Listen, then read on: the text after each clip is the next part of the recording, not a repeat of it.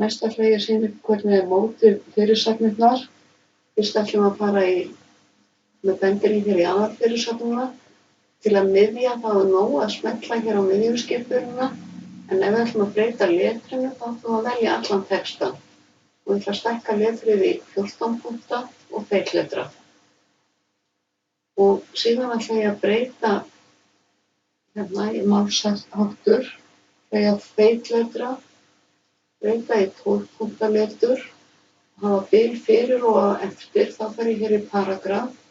Ég ætla að velja 12 punkta fyrir og 3 á eftir. Ég þarf að skrifa 3, þannig að þetta hleypur á 6 ef að ég smelli örina upp eða niður. Og OK. Þannig að nú er ég búin að setja þessa fyrirsögn í 12 punkta letur, feitletrana, og breyta bilinu fyrir og á eftir. Og það eru fleiri fyrirsagnir sem við þurfum að móta á sama hátt.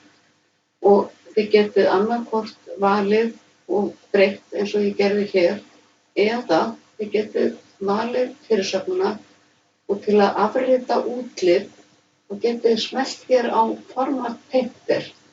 Ef þið tvísmellið þá kemur bilið, leturbreytingin, síðan er næsta, dæmi spakmæli, svo kemur hér dæmi orðtök, dæmi málshætti, þá er það komið og til að slökkva á penslinum getið annaðhvort smellt hér á format painter eða ýtt á escape á lyklaborðinu.